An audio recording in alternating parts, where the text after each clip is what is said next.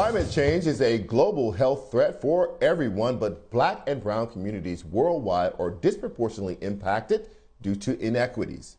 As we just saw in Louisiana, more than a week after Hurricane Ida made impact there as a Category 4 storm, more than 218,000 residents still remain without power in what meteorologists have estimated is a sweltering 105-degree heat index.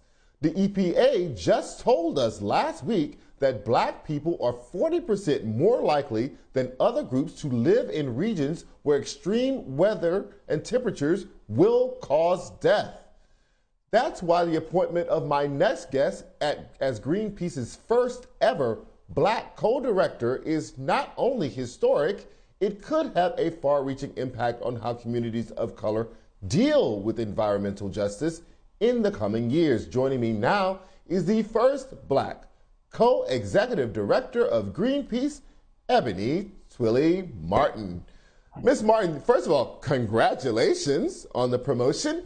How does it feel to be the first Black co-executive director of Greenpeace? Thank you for having me, Charles. It's been amazing. I'm humbled by the opportunity, and I'm energized to be a bridge to connect Black and brown communities with the work that we're doing to kind of combat and beat back this climate crisis that we're in now. You know, one of the really interesting kind of dilemmas around climate impacts is that poor Black and brown people contribute the least to the problem, but they're hurt the most by the problem.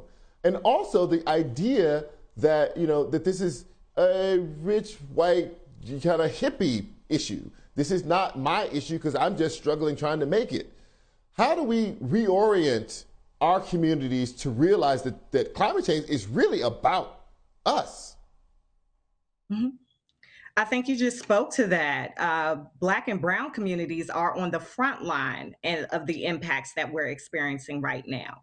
And also, Yale just completed a study that showed that actually 60% of Black Americans are concerned and alarmed about the climate crisis.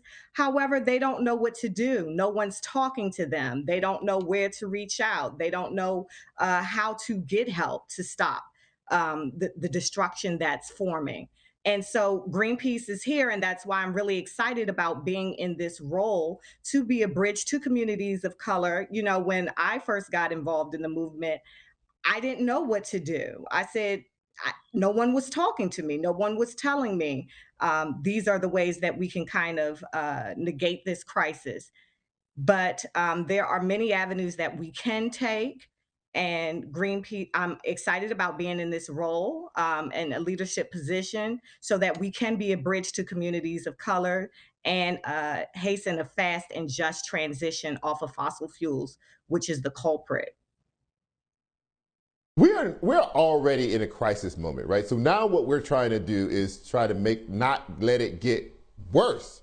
It's not even that we can truly roll back what is already happening before our eyes. And much of that has to be done on a big scale. It has to be done by corporations. It has to be done by government. I can, you know, refuse plastic bags all I want. I can turn off all the lights at my house at night, and all that's great. But the real impact to stop this thing is with government. Do you believe in the political sphere that Black people are targeted enough politically on the issue of climate? You know, they come to us when they want to talk about social justice. They come to us when they want to talk about police reform, and that's important to us. But this is also hurting us. The people who left New Orleans, you know, I would venture that most of them were Black people. You're right. And the climate crisis is the biggest existential threat to humans right now in this moment. And if we look at all of the other crises, they're intersecting. The COVID crisis, the healthcare crisis, economic inequality, racial injustice. The root cause of this is all racial injustice and racism. Right now, we're working through the Senate is going through the reconciliation bill and the infrastructure bill. This is the opportunity that we have to seize. The government gives $15 billion in subsidies every year to the oil and gas industry. $15 billion to the same industry that's poisoning us, that's polluting our climate, that is polluting the air. And instead of giving the oil and gas company this $15 billion, they can invest that money back into school systems. They can invest that money back into communities that are on the front lines of these impacts. They can invest it back into workers that can hasten a just and fair transition for equitable future. So we have the tools right now. Congress has them, and we're fighting right now, and we're urging them. The main thing they can do is stop these fossil fuel subsidies. What do you hope to be able to do in your new role to make an impact on this issue? As I stated before, I really would like to be a bridge between the broader environmental movement and communities of color. If we're going to beat this climate crisis and all of the other intersecting crises that we have now, we're going to have to build a very strong and diverse organization and a very strong and diverse and broad movement. There is change in numbers. There is change when people come together and mobilize. We've seen that in the civil rights movement. We've seen it in the women's suffrage movement. When people come together and unite, we can demand change. Congress, the Senate, the president, they work for us.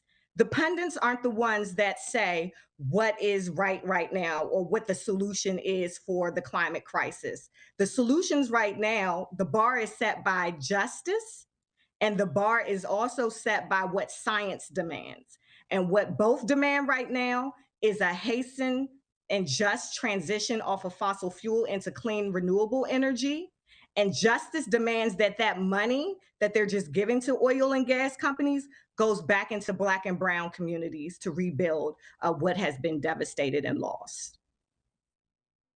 Ebony Twilley Martin, I just want to say congratulations once again. We are so proud and happy for you to be in that role, and we look forward to what all your impacts you may be able to have. This is such a crucial issue for the Black community, and I do not believe that Black people are messaged to nearly enough about this issue. So thank you so much again for joining me tonight. Your Black History Moment is next.